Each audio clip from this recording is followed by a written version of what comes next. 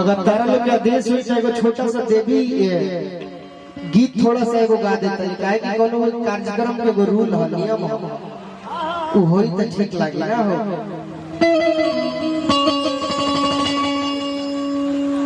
एगो माई के दरबार में जाके माई से कहलस का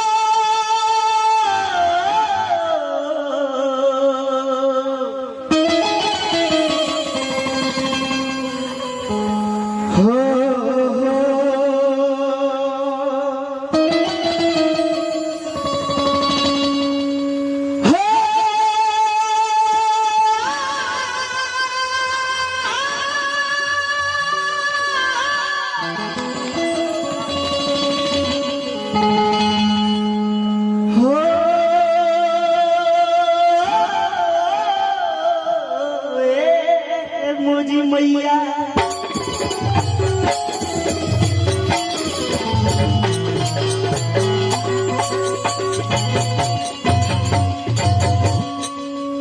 माई से कहलस कि माई ए मतारी तारा दया के बिना इज्जत की सृष्टि अधूरा बरे माई। तोहरे कृपा बाकी गुलुआ कुछ बोला था गुलुआ कुछ गावा था अपन कृपा सदैव बनैले रहे माई। लइका कहलस बबुआ का कि माई मक्का माई मदीना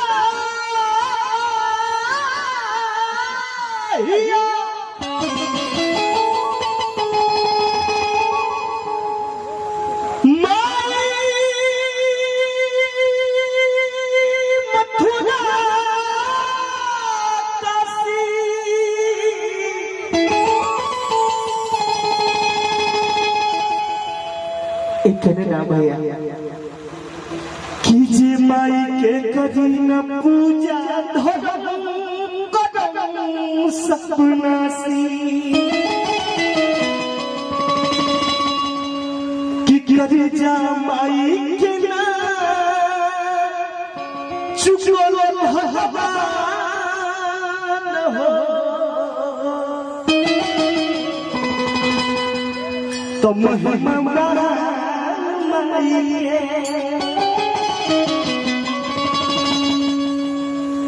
एगो गीत हम बड़ा प्रेम से गाई ले अब बड़ा अच्छा लागेला हमारा गावे में उहे गीत बा अभय बाबा कि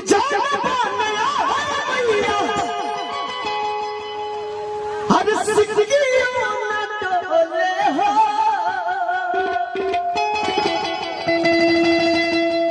कितना ही बनवाना। अच्छा में कतना लोग गुलुआ से प्रेम करला तनी हाथ उठावे तो एगो हाला करके गुलुआ के तनी आशीर्वाद दे देलो तनी ताली बजा आई लव यू टू बड़ी प्यार करला तारा लोग से गाय पे कम से कम ताली बाजे के चाहिए ना हो। तो लइका कहलस का कि आज जिंदगी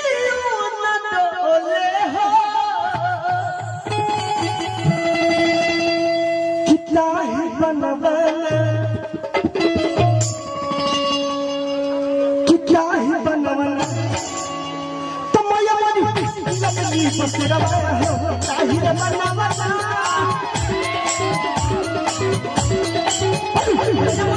लबली बसरवा हो ताही बनवाना।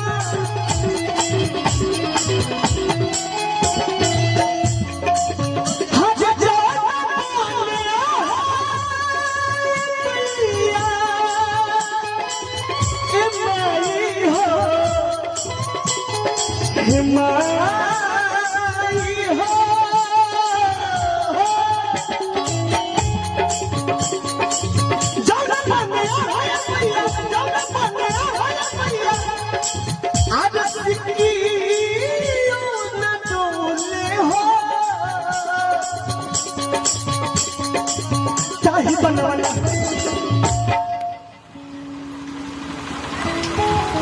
ताली बाजे के चाहे ना, गुलुआ के वो नाचे के तरीका अलग होला। लोग तो नाचबे करेला, लेकिन गुलुआ के नाचे के तरीका अलग बा। अगर अच्छा लगी तो तेरी ताली बजा दिया भाई। कितना ही बनवाना, कितना ही बनवाना तमाया मन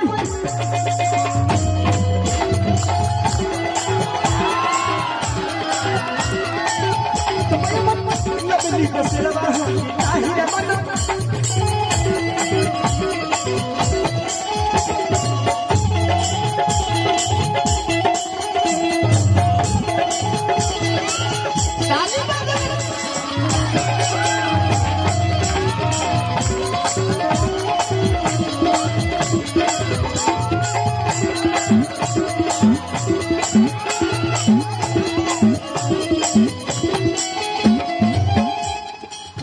हमारे गार्जियन की तरफ से हजारों हजार रुपया के पुरस्कार मिलल। ये हमरा खातिर रुपया ना, पैसा ना, ए चाचा इराउर आशीर्वाद है। गोड़ होने गोड़ लागत नहीं, आशीर्वाद के कामना रखत नहीं, लेकिन कहे हम भाई हो ठीक लिखे लगल का हो।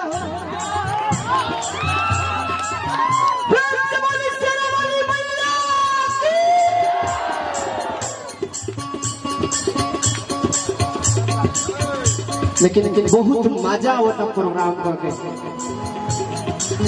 काहे कि तू लोग बड़ा लयदार बड़ा लोग भाई, बहुत अच्छा लगता। ताली बाजत रहे के चाहे भाई हो।